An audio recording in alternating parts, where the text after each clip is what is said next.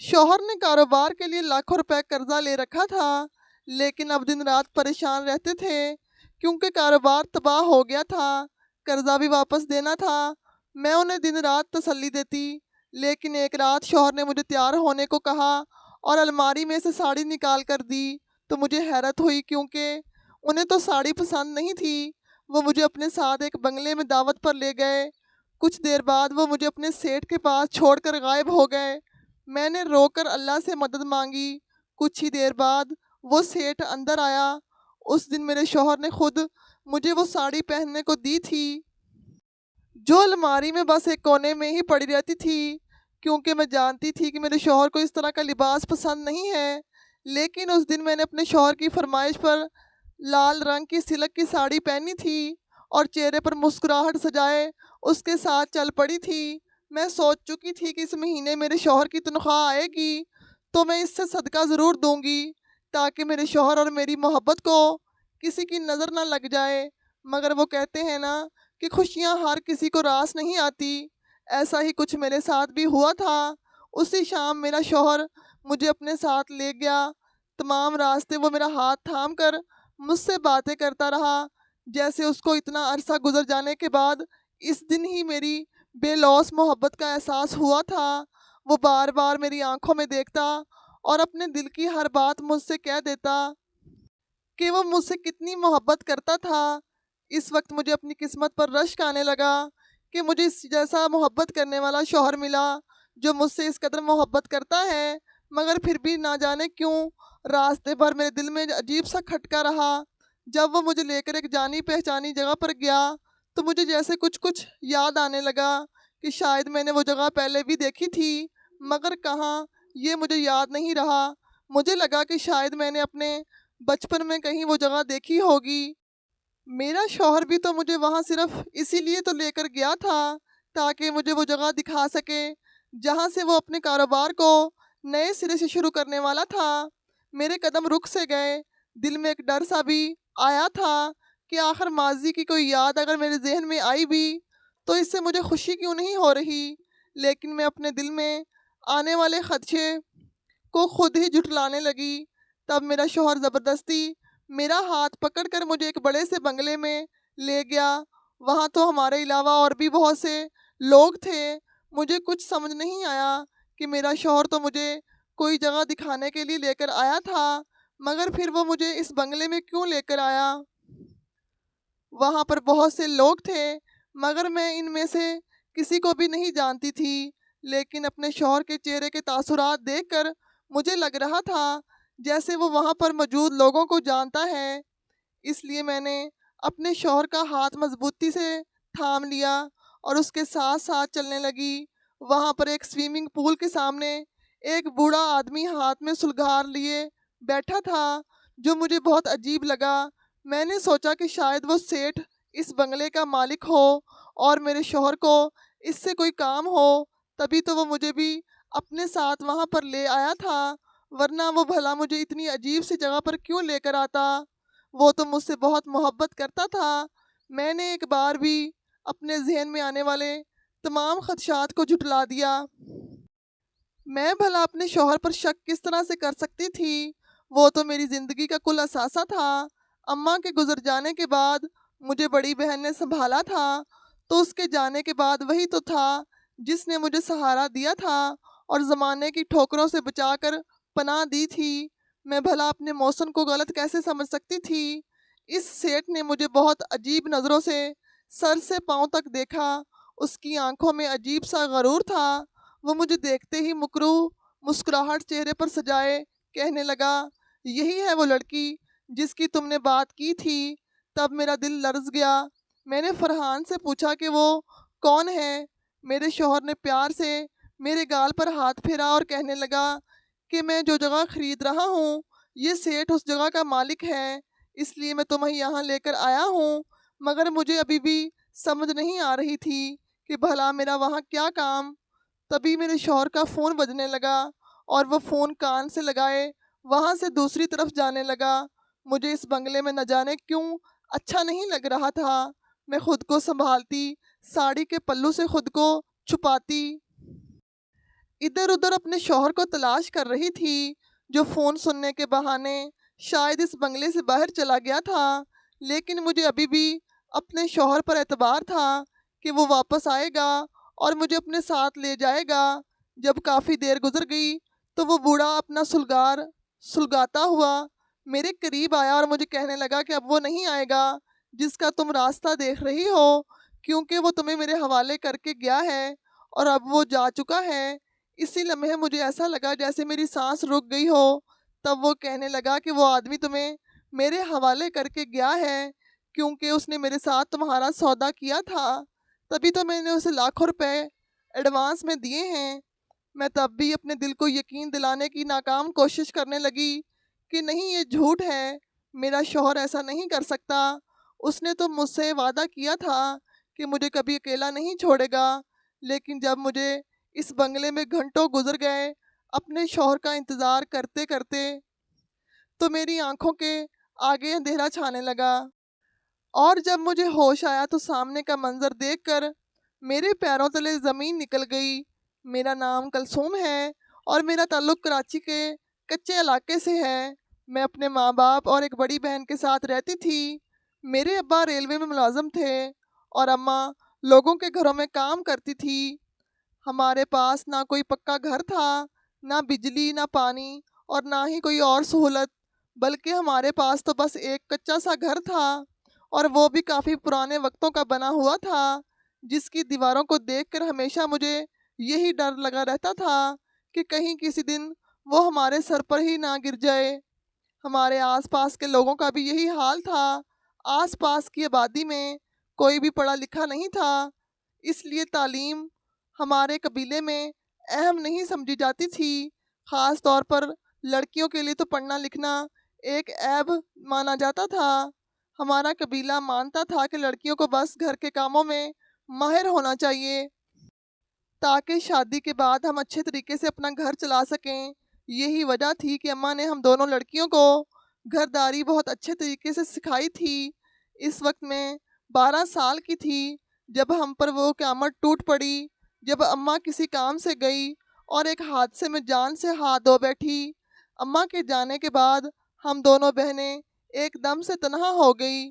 ابا تو ویسے ہی غصے کے بہت تیز تھے، اس لیے میری بڑی بہن نے ان گھروں میں جا کر کام کرنا شروع کر دیا جہاں پر پہلے اماں جایا کرتی تھی، کیونکہ ہم دونوں بہنوں کو زندہ رہنا تھا اور زندہ رہنے کے لیے ہمیں 2 وقت کی روٹی چاہیے تھی۔ اماں کے گزر جانے کے بعد تو جیسے ابا کو زیادہ ہی چھوٹ مل گئی تھی۔ اس کو جو چند پیسے ملتے وہ ان کو نشے میں اڑا دیتا اور پھر خالی جیب ہم دونوں بہنوں پر اپنی بھڑاس نکالتا۔ اس لیے ہم دونوں بہنوں نے اپنے گزارے لائق محلے کے گھروں میں کام کرنا شروع کر دیا۔ میری بہن نے اماں کی موت کے بعد نہ صرف خود کو بلکہ مجھے بھی بہت اچھے طرح سے سنبھالا۔ وہ ابا کی ہر طرح کی ڈانٹ کا سامنا کرنے کے بعد رات کو مجھے اپنے پہلو میں سلاتی۔ اس نے مجھے ماں کا پیار بھی دیا اور ہر لمحہ میری حفاظت بھی کی۔ تعلیم تو ہمارے پاس تھی نہیں، اس لیے ہم زیادہ سے زیادہ کام کر کے زیادہ پیسے کما لیتی اور اکثر ابا سے چھپانے میں کامیاب بھی ہو جاتے، کیونکہ ابا کو تو پہلے ہی ایسا لگتا تھا کہ ہم کسی کام کی نہیں ہیں، بھلا ہمارے پاس پیسے کہاں سے آ سکتے ہیں۔ اماں کے بعد میری اکلوتی بہن ہی میرا سب کچھ تھی۔ وہ چھوٹی سی عمر میں میری ماں بھی بنی، بہن بھی، اور میرا سب سے بڑا سہارا بھی۔ جب اماں گئی تو وہ مشکل سے 12 سال کی تھی اور میری بہن مجھ سے 4 سال بڑی تھی۔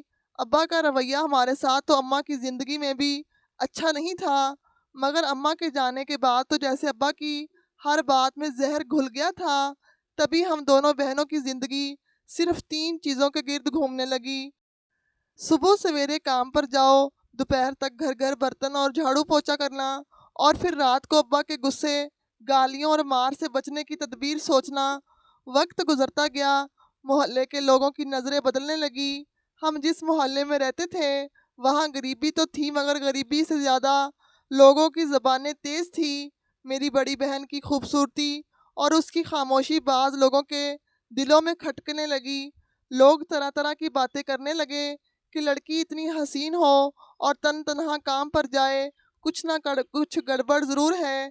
मगर मेरी बहन इन बातों पर ध्यान नहीं देती थी।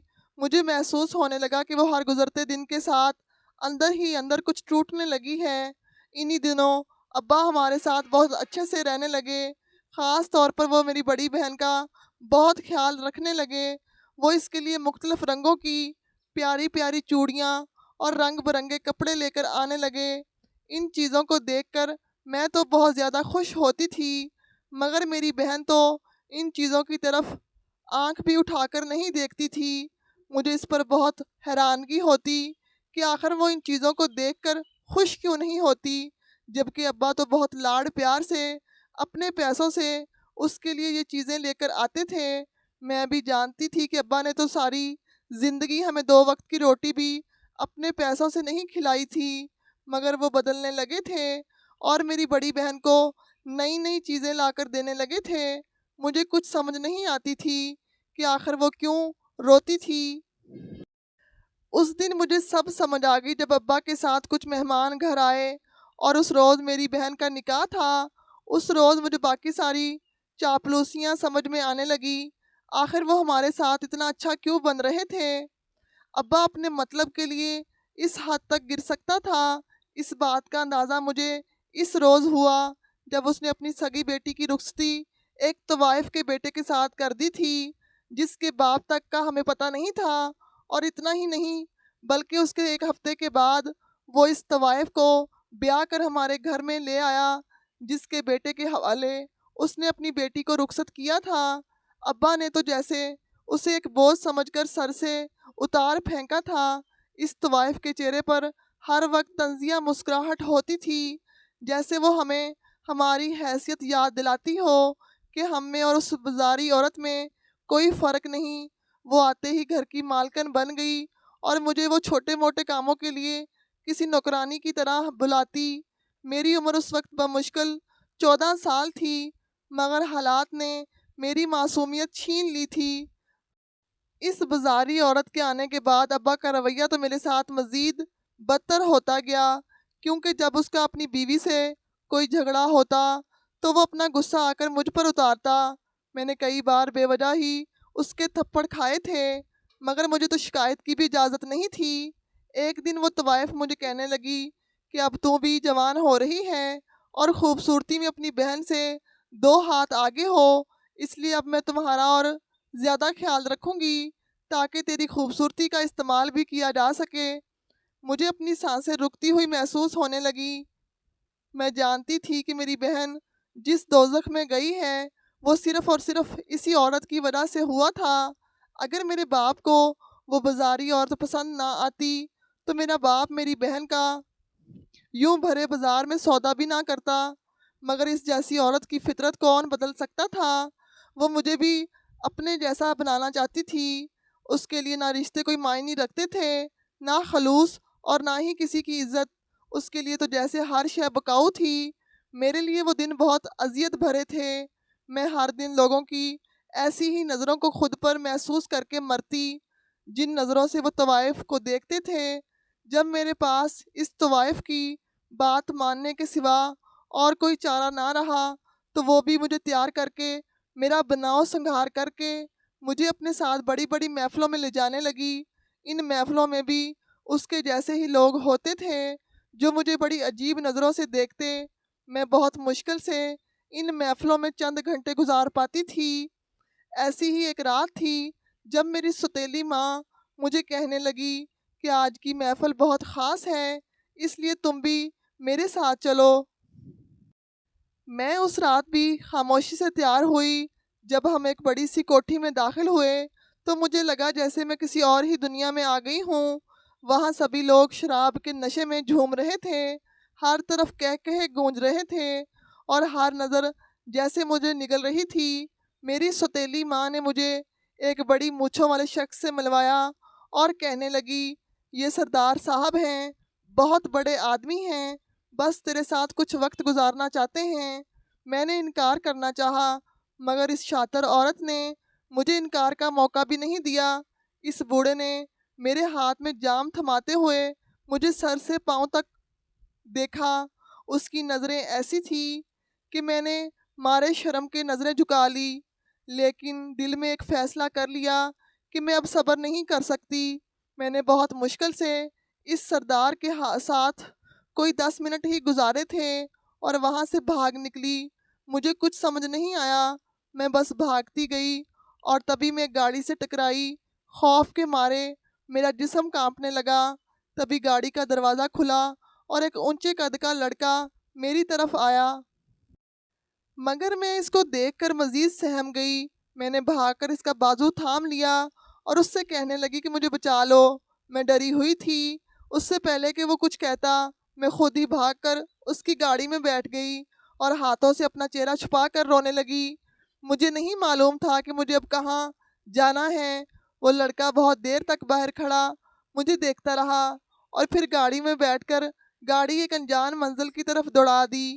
پہلی بار مجھے لگا جیسے واقعی کوئی میرا دشمن نہیں ہے، مگر خوف نے ابھی تک میرا پیچھا نہیں چھوڑا تھا۔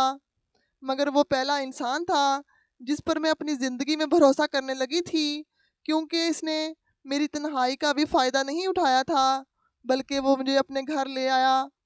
اس کا گھر بہت عالیشان تھا، جہاں پر وہ اپنی بوڑھی ماں کے ساتھ رہتا تھا۔ میں نے اس ماں بیٹے کو اپنے بارے میں سب کچھ بتا دیا۔ تبھی اس کی ماں نے ہمدردی میں مجھے اپنے ساتھ رکھ لیا۔ آہستہ آہستہ مجھے ان پر بھروسہ ہونے لگا۔ اس لڑکے کا نام ہارون تھا، مگر اس نے کبھی میرا نام نہیں پوچھا، نہ کبھی مجھ پر کبھی دباؤ ڈالا۔ وہ لڑکا اور اس کی ماں دونوں میرا خیال ایسے رکھ رہے تھے جیسے میں ان کی اپنی ہوں، مگر میں کئی بار سوچتی تھی کہ اگر وہ ابھی مجھے اپنے گھر سے نکال دیں گے تو میں کہاں جاؤں گی۔ ایک دن اچانک ہارون نے مجھ سے کہا کہ وہ مجھ سے شادی کرنا چاہتا ہے۔ میں حیران تھی کہ آخر اس نے مجھ میں ایسا کیا دیکھا جو مجھ سے شادی کے لیے کہہ رہا ہے۔ نہ تو میرے پاس کوئی دولت تھی اور نہ ہی اچھا ماضی، اس کے باوجود وہ مجھے اپنانے کو تیار تھا۔ میں نے بہت سوچا کہ آخر وہ مجھ سے کیا چاہیے، جب وہ خود میرے بارے میں سب جانتے ہوئے بھی مجھے اپنانے کو تیار ہے۔ میری آنکھوں میں بے اختیار آنسو آ گئے، لیکن پھر بھی میں نے کئی راتیں سوچتے سوچتے گزار دی۔ لیکن کیا میں واقعی اس نیک انسان سے شادی کے قابل تھی کہ میرا ماضی مجھے اس کے ساتھ جینے دے گا؟ لیکن بالآخر میں نے ہاں کہہ دی، کیونکہ مجھے یہی بہتر لگا اور مجھے تحفظ بھی تو چاہیے تھا۔ میرا اور ہارون کا نکاح سادگی سے ہوا۔ میں نے سوچا کہ شاید اب میری زندگی کے طوفان تھم جائیں گے، مگر شاید میں غلط تھی۔ ہارون کے پاس کسی چیز کی کمی نہیں تھی۔ وہ ہر طرح سے ایک اچھا اور محبت کرنے والا شوہر تھا۔ اس نے تو مجھ سے شادی بھی صرف اپنی ماں کے لیے کی تھی، کیونکہ خود تو وہ سارا دن اپنے کام میں مصروف رہتا تھا۔ اس کو کوئی ایسی لڑکی چاہیے تھی جو اس کی غیر موجودگی میں اس کی ماں کا خیال رکھ سکتی۔ نکاح کے بعد اس نے بس اتنا کہا کہ میں کوشش کروں گا کہ تمہیں کبھی یہ نہ لگے کہ تم اکیلی ہو۔ اس کے الفاظ میرے دل کو سکون دیتے تھے۔ لیکن شادی کو ابھی بمشکل 2 ہفتے ہی ہوئے تھے کہ اچانک ہارون کو کاروبار میں نقصان ہونے لگا۔ اس کی بازار میں کچھ کپڑے کی دکانیں تھیں۔ پہلے گاہک اچھے آتے تھے، لیکن شادی کے فوراً بعد گاہک جیسے ایک دم سے غائب ہو گئے۔ پہل تو سب نے اسے اتفاقاً حادثہ سمجھا، مگر پھر کاروبار میں ایک بڑا نقصان ہو گیا۔ کپڑوں کا مال ایک سپلائر نے ٹھگ لیا اور جو رقم ہارون نے جمع کی ہوئی تھی وہ بھی ڈوب گئی۔ اس کی ماں زبردست جواب دینے لگی۔ ایک شام مجھے کہنے لگی کہ یہ سب تیرے آنے کے بعد ہوا ہے۔ شادی سے پہلے تو میرا بیٹا اچھا بھلا کماتا تھا، جب سے تو آئی ہے جیسے نحوست ساتھ لے کر آئی ہے۔ ان کی یہ بات سن کر ایک دم سے میرا وجود لرز گیا۔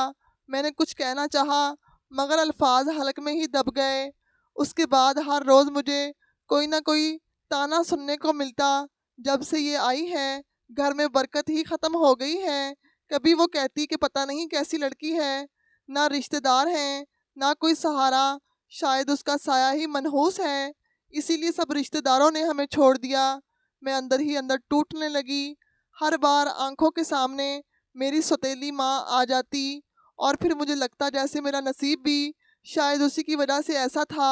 میں چاہتی تھی کہ ہارون کچھ کہتا، اپنی ماں کو منع کرتا، مجھے بچاتا، اپنی ماں کو سمجھاتا، لیکن وہ تو بہت خاموش مزاج کا آدمی تھا۔ وہ ماں کی باتوں پر کچھ کہتا ہی نہیں تھا، بس اتنا کہہ دیتا کہ وقت گزرے گا تو سب ٹھیک ہو جائے گا۔ لیکن وقت گزرتا گیا اور حالات مزید خراب ہوتے گئے۔ میں دن رات سوچنے لگی کہ شاید واقعی میں ہی منحوس ہوں۔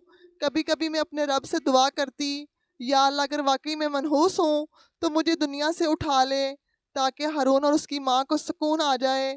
میرے آنسو زمین پر گر کر مٹی میں جذب ہو جاتے، مگر دل کا بوجھ کم نہیں ہوتا تھا۔ ایک دن ایک عورت ہارون کی ماں کے پاس آئی اور کافی دیر تک سرگوشیاں کرتی رہی۔ جب وہ گئی تو میری ساس نے غصے میں مجھے بلایا اور کہنے لگی کہ لوگ کہتے ہیں کہ یہ لڑکی تو کہیں سے بھاگ کر آئی ہے، اس کا ماضی صاف نہیں، اس لیے تیرے آنے سے ہمارا گھر برباد ہو رہا ہے۔ میرے پاؤں تلے زمین نکل گئی۔ میں نے روتے ہوئے ان کو یقین دلانے کی کوشش کی کہ میں نے کبھی کوئی غلطی نہیں کی، جو کچھ بھی ہوا وہ میری سوتیلی ماں کی وجہ سے ہوا۔ اس نے میری بہن کو بیچ دیا اور وہ مجھے بھی بیچنا چاہتی تھی، لیکن میری بات کا کوئی اثر نہیں ہوا۔ میری ساس بس نفرت بھری نگاہوں سے مجھے دیکھتی رہتی۔ ہارون نے کئی ہفتے اپنی دکان کو سنبھالنے کی پوری کوشش کی۔ کبھی وہ نئے سپلائر سے مال منگواتا، کبھی گاہکوں کو بلانے کے لیے قیمتیں کم کر دیتا، لیکن قسمت تو جیسے اس سے روٹھ گئی تھی۔ دکان پر خریدار آتے ہی نہیں تھے۔ ایک دن شام کو جب وہ گھر واپس آیا تو میں نے دیکھا کہ اس کی آنکھوں میں نمی تھی۔ اس دن اس نے مجھ سے صرف اتنا کہا کہ اب میں مزید نقصان برداشت نہیں کر سکتا، اس لیے دکان بند کر رہا ہوں۔ اس کی آواز میں شکست تھی، جیسے اس کی ساری محنت، خواب اور امیدیں ایک لمحے میں بکھر گئے ہوں۔ لیکن خالی ہاتھ آخر کتنے دن گزرتے۔ تبھی وہ مجھ سے کہنے لگا کہ وہ کوئی اور کام تلاش کرے گا، کیونکہ 2 وقت کا کھانا بھی تو پورا کرنا ہی ہے۔ وہ صبح گھر سے نکلتا اور شام کو خالی ہاتھ گھر واپس آ جاتا۔ ہر چھوٹے بڑے کارخانے، ورک شاپ اور دکان پر گیا، لیکن سب جگہ ایک ہی جواب ملتا کہ ہمیں ہنرمند یا پڑھا لکھا آدمی چاہیے، ورنہ مزدور تو پہلے ہی بہت ہیں۔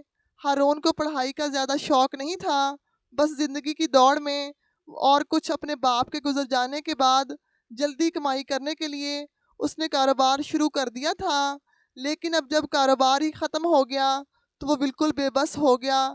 گھر میں راشن دن بدن کم ہونے لگا۔ کبھی 2 وقت کی روٹی پوری ہوتی، کبھی صرف 1 وقت کی۔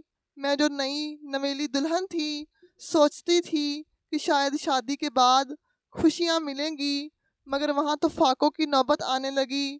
دوسری طرف ساس کا رویہ بھی مزید سخت ہونے لگا۔ وہ بس ہر وقت مجھے کوستی رہتی، مجھے منحوس کہتی رہتی اور ہر وقت مجھ پر غصہ نکالتی کہ جب سے تو آئی ہے سب برباد ہو گیا۔ میرا بیٹا تیرے پلو سے بند گیا، ورنہ آج وہ بھی عزت سے جیتا۔ کبھی وہ کہتی نہ ماں باپ کا سہارا ہے نہ رشتہ داروں کا، اور اب میرا بیٹا بھی بیکار ہو گیا۔ یہ نحوست نہیں تو کیا ہے؟ میں ہر روز اندر ہی اندر گھلنے لگی۔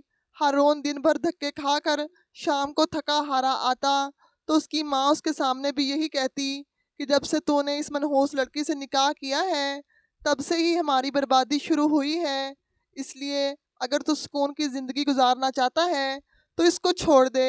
میرا شوہر دن بھر دھکے کھا کر گھر آتا تو میں اس کی آنکھوں میں تھکن اور شکست دیکھتی، لیکن مجھے تکلیف تب ہوتی جب اس کی ماں کے الفاظ زہر بن کر میرے دل میں اور میرے شوہر کے کانوں میں اترتے۔ لیکن پھر بھی وہ اپنی کوشش کرتا تھا کہ اپنی ماں کو سمجھا سکتا، مگر وہ عورت جس نے خود مجھے اپنے گھر میں پناہ دی تھی، اپنے گھر کی عزت بنایا تھا، نہ جانے کیسے سخت دل کی ہو گئی تھی کہ پھر تو اسے نہ ہی اپنے بیٹے کے دکھ کی پرواہ تھی اور نہ ہی میرے جذبات کی۔ شروع میں تو ہارون نے اپنی ماں کو سمجھایا کہ اماں ایسا مت کہو، اس کا کوئی سہارا نہیں ہے، یہ میری ذمہ داری ہے۔ لیکن وقت کے ساتھ ساتھ میں نے محسوس کیا کہ ہارون کی آنکھوں میں بھی شک کی پرچھائیاں ابھرنے لگی۔ شاید غربت، بھوک اور مسلسل ناکامی نے اس کے دل میں بھی یہ وہم ڈال دیا تھا کہ میں واقعی منحوس ہوں۔ جو میرے آنے کے بعد اس پر سے رزق ہی بند ہو گیا۔ میں راتوں کو جاگتی رہتی، دل میں سوچتی کہ اگر ہارون نے مجھے چھوڑ دیا تو میں کہاں جاؤں گی، کون میرا سہارا بنے گا، دنیا تو پہلے ہی مجھے قبول نہیں کرتی۔ میں اکثر سجدے میں گڑ گڑا کر اللہ سے دعا کرتی کہ سب ٹھیک کر دے۔ میں بھی اپنے شوہر کی پریشانی میں پریشان تھی، اس کو غمگین دیکھ کر میرا بھی دل بھر آتا تھا، مگر میری ساس کو لگا کہ میں سب دکھاوا کر رہی ہوں، لیکن مجھے جیسے اپنی ساس کے رویے کی بھی عادت ہوتی جا رہی تھی، اس لیے میں نے اپنی ساس کو بھی کوئی جواب نہیں دیا اور دل میں دعا مانگنے لگی کہ میرے شوہر کو جلد اچھی نوکری مل جائے۔ میں اپنے شوہر کے ساتھ مخلص تھی، شاید اس لیے میری دعائیں جلدی رنگ لانے لگی۔ جب ایک شام ہارون خوشی خوشی گھر آیا تو اس کے ہاتھ میں مٹھائی کا ڈبہ تھا اور اس نے سب سے پہلے میرا منہ میٹھا کروایا، مجھے خوشخبری سنائی کہ اسے نوکری مل گئی ہے۔ میں اسی وقت اللہ کے حضور سجدے میں گر گئی اور اس کا شکر ادا کرنے لگی، مگر میری ساس تو پھر بھی خوش نہیں ہوئی، بلکہ مجھے یہ کہنے لگی کہ یہ سب میرے بیٹے کی محنت کا نتیجہ ہے، ورنہ میرے قدم اس کی زندگی اور اس گھر میں نحوست ہی لے کر آئے ہیں۔ تب بہت عرصے کے بعد ہارون نے اپنی ماں کو سمجھایا کہ وہ مجھے کوسنا بند کریں اور جشن منائیں، کیونکہ اب تو اس کے بیٹے کو نوکری مل گئی ہے اور ساتھ ہی نوکری کے پہلے مہینے ہی اتنے پیسے ایڈوانس میں مل گئے ہیں جس سے ہمارا مہینے بھر کا ٹھیک ٹھاک گزارا ہو سکتا ہے۔ میں بہت خوش تھی کہ میری دعا قبول ہو گئی، لیکن میری ساس اب بھی میری طرف مطمئن نہیں تھی۔ اس نے میرا حقیر سا منہ دیکھتے ہوئے کہا کہ یہ سب میرے بیٹے کی محنت کا نتیجہ ہے۔ میرے شوہر کی نوکری اچھی تھی، پہلے ہی مہینے اسے اتنا ایڈوانس مل گیا تھا جس سے گھر میں مہینے بھر کے راشن اور دوسری بہت سی ضروری سامان بھی آ گیا۔ میں نے بہت دکھ جھیلنے کے بعد اپنے ہاتھوں سے کھانا بنایا اور دل ہی دل میں سوچا کہ شاید یہ طوفان تھم جائیں گے۔ میرے شوہر کی آنکھوں میں بھی پہلے والا سکون لوٹ آیا، مجھے اس سے زیادہ محبت ہو گئی تھی جس نے ہر حال میں میرا ساتھ دیا تھا۔ مگر ایک دن ہارون مجھے کہنے لگا کہ اب میں پرانے والی دکانیں بیچ کر دوسری جگہ پر دکان خرید رہا ہوں اور میں چاہتا ہوں کہ تم بھی میرے ساتھ چلو اور خود وہ جگہ دیکھو، کیونکہ مجھے لگتا ہے کیونکہ تمہارے میرے گھر اور میری زندگی میں آنے سے میرے نصیب جاگ گئے ہیں۔ مجھے اس کی بات سن کر بہت حیرانگی ہوئی۔ ایک طرف اس کی ماں کو لگتا تھا کہ جب سے میرے قدم اس گھر میں پڑے ہیں اس کے بیٹے کی قسمت خراب ہو گئی ہے، لیکن دوسری طرف ہارون کہہ رہے تھے کہ شاید میرے اس کی زندگی میں آ جانے سے اس کے نصیب جاگ گئے ہیں۔ اس وقت مجھے اپنی ساس سے زیادہ اپنے شوہر کی پرواہ تھی۔ اس کی بات سن کر میری آنکھوں میں خوشی سے آنسو آ گئے، لیکن میرے شوہر کو میرا کتنا خیال تھا، وہ تو شاید مجھ سے سچی محبت کرتا تھا، اس لیے تو اس نے میرے ماضی کو کریدنے کی بجائے میرا ساتھ دینا اور مجھے سہارا دینا ضروری سمجھا۔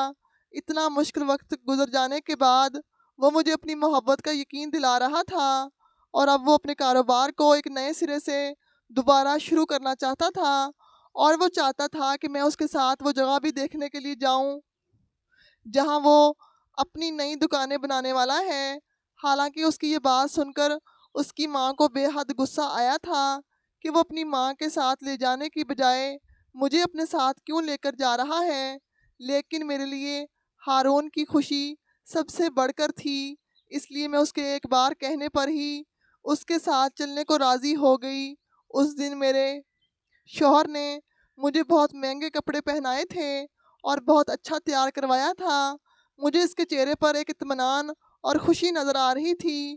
اس دن ہارون مجھے ضرورت سے زیادہ خوش نظر آ رہے تھے اور میں بھی خوش تھی کہ میرے شوہر کی مشکل ختم ہو گئی اور اس کی ماں جو مجھے تانے دیتی تھی وہ خود بخود غلط ثابت ہو رہی ہے، مگر میں نہیں جانتی تھی میرے سامنے کتنی بڑی قیامت کھڑی ہے۔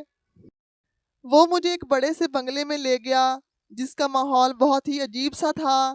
وہاں میرا دل گھبرانے لگا تو ہارون کہنے لگا کہ اسے اس بنگلے میں کچھ کام تھا اور کام ختم ہوتے ہی ہم وہاں سے واپس چلے جائیں گے، اس لیے میں مطمئن تھی، مگر جب وہ فون سننے کے بہانے وہاں سے چلا گیا تو کئی گھنٹے گزر جانے کے بعد واپس نہیں آیا۔ تب ایک سیٹھ میرے پاس آیا اور کہنے لگا کہ تم جس کا انتظار کر رہی ہو اب وہ واپس نہیں آئے گا۔ کچھ لمحے تو مجھے اپنے کانوں پر یقین نہیں آ رہا تھا کہ وہ ہارون جس پر میں نے خود سے بھی زیادہ بھروسہ کیا تھا وہ مجھے وہاں اس سیٹھ کے رحم و کرم پر تنہا چھوڑ گیا ہے۔ لیکن جب مجھے کچھ سمجھ آنے لگا تو میں چیختی چلاتی رہی۔ پھر میری آنکھوں کے سامنے اندھیرا چھا گیا اور میں بے ہوش ہو کر گر پڑی۔ جب مجھے ہوش آیا تو میں ایک کمرے میں تھی۔ میرے آنسو بہتے رہے، دل چیختا رہا، یا اللہ یہ کیسا امتحان ہے، میرا کیا قصور تھا جس کی مجھے اتنی بھیانک سزا ملی ہے۔ میں نے اپنے کانپتے ہوئے ہونٹوں سے اللہ سے مدد مانگنا شروع کر دی۔ ہر سانس کے ساتھ بس ایک ہی فریاد نکلتی کہ یا رب مجھے بچا لے، میرا وجود داغدار ہونے سے بچا لے۔ اگلے دن جب کمرے کا دروازہ کھلا تو وہی بوڑھا سیٹھ کمرے میں آیا۔ اس کے چہرے پر ایک فاتحانہ مسکراہٹ تھی۔ وہ میرے پاس رکھی ہوئی کرسی پر ٹانگ پہ ٹانگ رکھ کر بیٹھ گیا اور پھر مجھے سمجھانے والے انداز میں کہنے لگا کہ دیکھو زیادہ رونے دھونے سے کچھ نہیں ہوگا، یہ دنیا بڑی ظالم ہے، تمہیں بھی حقیقت ماننی پڑے گی۔ اب تم میرے ساتھ ہو اور میرا کاروبار یہی ہے، تم یہاں سے اب جاؤ گی کہاں؟ اس لیے اگر چاہتی ہو کہ تمہیں زندہ رہنے کو کھانا اور تن ڈھانپنے کو کپڑا ملے تو تم بھی میرے دھندے میں شامل ہو جاؤ۔ لیکن اگر تم انکار کرو گی تو میں اسی کمرے کو تمہاری قبر بنا دوں گا، کیونکہ ابھی تک کوئی ایسی لڑکی پیدا نہیں ہوئی جو میرے چنگل سے آزاد نکل کر جا سکے۔ مگر میں نے صاف جواب دے دیا کہ میں کبھی وہ نہیں کروں گی جو وہ چاہتا ہے، چاہے میری جان چلی جائے، مگر میں اپنے جسم کو حرام کے حوالے نہیں کروں گی۔ میری آنکھوں سے آنسو بہنے لگے۔ میں نے ہاتھ جوڑ کر دعا مانگی کہ یا اللہ تو ہی میرا سہارا ہے، مجھے بچا لے۔ میں تو سوچ بھی نہیں سکتی تھی کہ وہ ہارون جس پر میں نے سب سے زیادہ بھروسہ کیا تھا وہ میری اپنی سوتیلی ماں سے بھی زیادہ شفاق انسان نکلے گا، جو مجھے اپنے مطلب کے لیے کسی سیٹھ کے حوالے کر گیا تھا اور وہ اپنا کام پورا کرنے کے لیے میری عزت کا سودا کر گیا تھا۔ میرے سامنے میرا سارا ماضی ایک بار پھر سے آ گیا۔ میرے سگے باپ نے بھی تو ایسا ہی کیا تھا، مگر فرق اتنا تھا کہ اس نے میری بڑی بہن کو سرے عام بازار میں بیچ دیا تھا اور اس کے بدلے وہ ایک طوائف کو گھر لے آیا تھا۔ اس رات میں چیخ چیخ کر روتی رہی، اپنی سوتیلی ماں کو بددعائیں دینے لگی، کاش وہ مر جاتی، اللہ اس کو بہت بری موت دیتا، کیونکہ میرے ساتھ اور میری بہن کے ساتھ جو بھی ہوا تھا وہ اسی کی وجہ سے تو ہوا تھا۔ نہ میرے باپ کا اس بازاری عورت پر دل آتا اور نہ ہی وہ ہم دونوں بہنوں کی زندگی اس طرح سے برباد کرتا۔ اس سیٹھ نے بہت دن مجھے اسی تاریک کمرے میں بند رکھا۔ وہ جب بھی کمرے میں آتا میرے سامنے ایک ہی شرط رکھتا کہ میں اس کی بات مان لوں اور اپنا جسم اس کے حوالے کر دوں، اور اس کے بعد وہ میرے جسم کے ساتھ جو مرضی سلوک کرتا، اور بدلے میں وہ مجھے بہت سی دولت دینے کے لیے تیار تھا۔ مگر میں بھلا خود کو کس طرح اس غلیظ انسان کے حوالے کر سکتی تھی؟ میں اپنے ہاتھوں اپنی جان تو لے سکتی تھی، مگر وہ سیٹھ مجھ سے جو چاہتا تھا وہ میں بالکل نہیں کر سکتی تھی۔ آخر ایک دن جب میں گھٹنوں میں سر دے کر اپنی قسمت کو رو رہی تھی تو کمرے کا دروازہ کھلا اور مجھے ایک جانی پہچانی آواز سنائی دی۔ وہ کسی عورت کی آواز تھی۔ وہ کہہ رہی تھی، چل اب بات مان بھی لے، آخر تو کتنی ڈھیٹ ہے، کتنے دن تک بھوکی رہے گی، کیا فائدہ، اس طرح سے تو مر جائے گی۔ تیری بہتری اسی میں ہے کہ سیٹھ کی بات مان لے، بدلے میں وہ تجھے بہت ساری دولت دے دے گا، پھر تو اس دولت کے ساتھ چاہے جو مرضی کرنا، چاہے تو اس دولت کو استعمال کر کے اس بنگلے سے بھاگ بھی جانا، مگر ابھی کے لیے تیرے لیے یہی بہتر ہے کہ تو ہمارے سیٹھ کی بات مان لے۔ وہ اپنی روانی میں بولے جا رہی تھی، مگر میرے کان اس کی آواز کو پہچاننے میں لگ گئے۔ مجھے لگ رہا تھا جیسے وہ آواز میں نے پہلے کہیں سنی ہے۔ جب میں نے نظر اٹھا کر اس عورت کو دیکھا تو میرا سانس حلق میں ہی اٹک گیا۔ وہ عورت کوئی اور نہیں بلکہ میرے باپ کی دوسری بیوی اور میری سوتیلی ماں ہی تو تھی۔ میرے سامنے وہی بازاری عورت کھڑی تھی جس کے میری زندگی میں آنے سے میری اور میری بڑی بہن کی زندگی برباد ہونا شروع ہوئی تھی۔ اس نے بھی شاید مجھے پہچان لیا تھا، تبھی اس کا منہ حیرت سے کھلے کا کھلا رہ گیا، مگر میں اس کو دیکھ کر بہت زیادہ حیران ہو گئی، کیونکہ وہ عورت جو میرے سامنے کھڑی تھی، وہ عورت جس کو ابا بیاہ کر گھر لایا تھا، ان دونوں میں بہت زیادہ فرق تھا۔ جس عورت کو میرا باپ لایا تھا وہ تو ہمیشہ سجی سوری رہتی تھی اور اس کے چہرے پر ہمیشہ ایک مغرور سی مسکراہٹ ہوا کرتی تھی، مگر میرے سامنے جو عورت کھڑی تھی اس کا چہرہ تو میک اپ سے بے نیاز تھا، اور اس کی صحت ایسی تھی جیسے وہ بستر مرگ پر ہو۔ بہت دیر تک ہم دونوں ایک دوسرے کی طرف بے یقینی سے دیکھتے رہے۔ نہ تو اس بازاری عورت کو اس بات پر یقین آ رہا تھا کہ وہ مجھے اپنے سامنے دیکھ رہی ہے، اور نہ ہی مجھے یقین آ رہا تھا کہ وہ عورت جو میرے ماضی کا ایک بھیانک حصہ تھی، وہ ایک بار پھر سے میری نظروں کے سامنے آ گئی ہے۔ وہ عورت جسے میں نے اپنی زندگی میں سب سے زیادہ نفرت کی تھی اور جس کے لیے سب سے زیادہ بددعائیں کی تھی، وہ ایک بار پھر سے میری نظروں کے سامنے آ گئی تھی۔ میری زندگی جہاں سے شروع ہوئی تھی آخر میں وہیں پر آ کر رک گئی۔ تبھی وہ میرے قریب آئی اور گھٹنوں کے بل بیٹھ کر میرے چہرے کو اپنے ہاتھوں میں لے کر غور سے دیکھنے لگی، جیسے یقین کر رہی ہو کہ شاید میں ہی اس کے سامنے بیٹھی ہوں، وہ کوئی خواب دیکھ رہی ہے۔ اس کی آنکھوں میں آنسو آ گئے اور وہ مجھ سے معافی مانگنے لگی۔ مجھے کچھ سمجھ نہیں آ رہا تھا کہ آخر وہ مجھ سے معافی کیوں مانگ رہی ہے، لیکن تب وہ مجھے کہنے لگی، اگر تم میری بات پر یقین کرو گی تو میں تمہیں یہاں سے نکال سکتی ہوں۔ تم نہیں جانتی کہ میں نے کتنا عرصہ تمہیں ڈھونڈا ہے، اور اب جا کر تم مجھے ملی ہو۔ میں تمہیں ہر حال میں اس بنگلے سے نکال کر ہی رہوں گی، مگر میں بھلا کیسے اس بازاری عورت پر یقین کر سکتی تھی جس نے پہلے ہی میری بہن کی زندگی برباد کر دی تھی، اور اب شاید میری بھی برباد ہونے والی تھی۔ مگر اس دن اس کی آنکھوں کے آنسو نہ جانے کیوں مجھے مجبور کر رہے تھے کہ میں اس پر یقین کر لوں۔ میں نے اس کے دونوں ہاتھ غصے سے جھٹک دیے اور اس کو خود سے دور کرنے لگی۔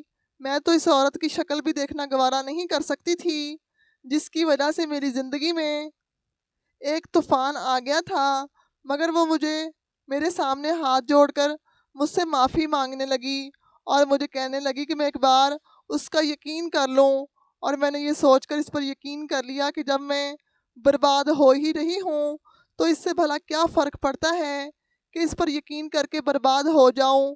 جب اس کو یقین ہو گیا کہ میں اس کا ساتھ دینے کے لیے تیار ہوں تو وہ بچوں کی طرح خوش ہو گئی اور اپنی آنکھیں صاف کرتے ہوئے اٹھ کھڑی ہوئی، مگر میں نہیں جانتی تھی کہ اب وہ کیا کرنے والی ہے۔